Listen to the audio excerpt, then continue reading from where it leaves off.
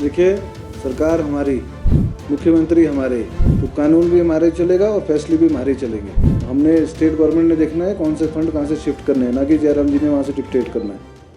देश के ऊपर जो पिछले भाजपा सरकार ने 75,000 करोड़ से अधिक का कर्जा तथा कर्मचारियों की देनदारी के रूप में लगभग 10,000 करोड़ रुपए जो आर्थिक बोझ छोड़ के गई थी, मैं आपके माध्यम से सभी प्रदेशवासियों को ये बताना चाहूँगा कि भाजपा सरकार के खराब वित्तीय प्रबंधन के कारण आज हिमाचल प्रदेश को कर्ज और मूल का ब्याज चुकाने के लिए भी कर्जा लेना पड़ रहा है।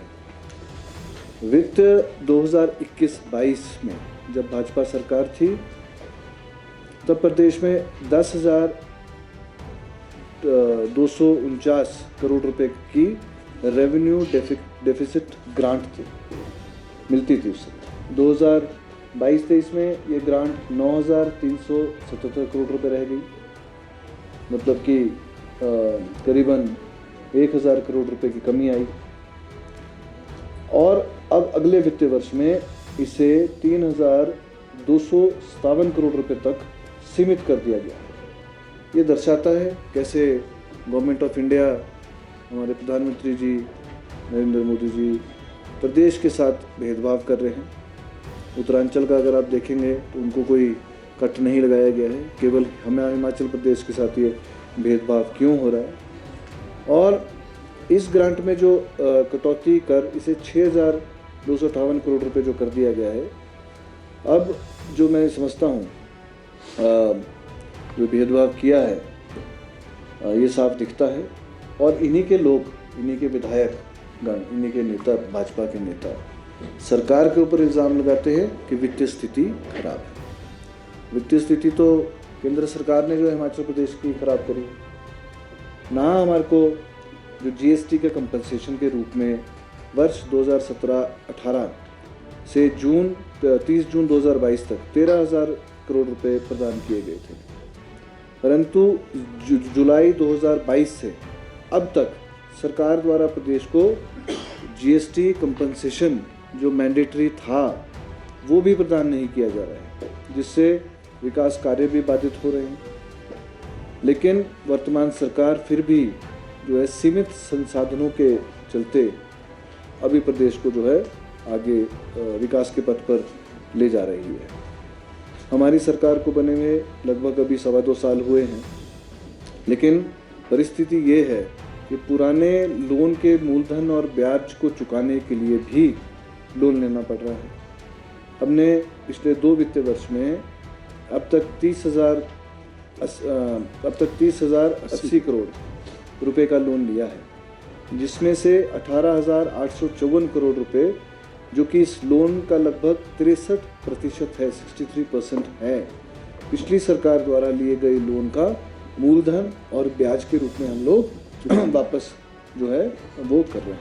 देखिए, सरकार हमारी, मुख्यमंत्री हमारे, तो कानून भी हमारे चलेगा और फैसले भी हमारे चलेंगे।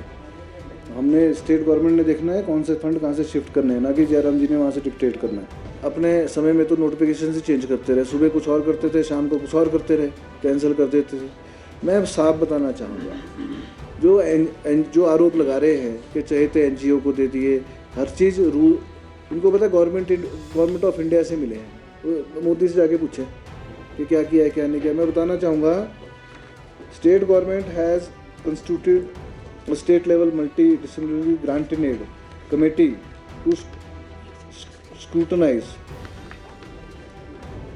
scrutinize and recommend proposals received from various non-government organizations। जो NGOs हैं, इनसे प्रपोजल मांगे गए थे, जो डी एडिक्शन के सेंटर्स जो हैं वो लोग चला रहे हैं। तो उसमें एक दिव्यांगंज एक NGO थी, जो कि इनकी एक कमेटी बनती है, गवर्नमेंट ऑफ इंडिया ही उसको स्क्रूटनाइज करती है, पूरे स्टेट को भी वो मॉनिटर करती है। उन्होंने अप्लाई किया था, तो उनको अप्लाई किया है तो करीबन 87.28 लाख रुपए का प्रोजेक्ट जो है गवर्नमेंट ऑफ इंडिया से मिले हैं उनको। तो इस सवाल का स्टेट गवर्नमेंट का को बीच में ला रहे हैं। जो पूछना है वो सेंटर पे जाके पूछे, कैंसिल कराना है वहाँ जाके पूछें, जो भी स्टेट गवर्नमेंट करती है। डी एडिक्शन सेंटर्स वो लोगों को उनकी जो बीमारी है, मैं तो उसको नशा नहीं बोलूँगा, नशा तो है ही है, लेकिन आज ये सामाजिक बीमारी बन चुकी है। सभी लोग प्रयासरत है इसको जो है कि ख़त्म हो, डी एडिक्शन सेंटर्स बने। जो हमारे युवा आजकल जो है हमारे इसमें जो इस बीमारी नशे में फंस गए हैं, उनको कैसे बाहर निकाला जाए। एक तरफ तो आप ये बोल रहे हैं, दूसरी तरफ बोल रहे हैं कि जो अच्छा काम कर रहा है उसको क्यों कर दिया है। तो ऐसा ही है, गवर्नमेंट ऑफ इंडिया के पैसे और उनके बाय रूल्स के हिसाब से ही जो भी कार्रवाई हुई है। आपको याद होगा जब विधानसभा में पहली कांग्रेस सरकार, सुखविंदर सिंह सुक्खू जी की पहली सरकार इतिहास में पूरे देश में ऐसी होगी जिसने भ्रष्टाचार के ऊपर जो बीजेपी विपक्ष के नेता हमारे प्रपोजल लाए उसको एक्सेप्ट किया और उसके ऊपर बहस करी। वो एक भी तथ्य पेश नहीं कर पाए। गप्पे मारने से घर बैठ के या फ़ोन पे काम नहीं चलेगा, प्रैक्टिकली करना पड़ेगा।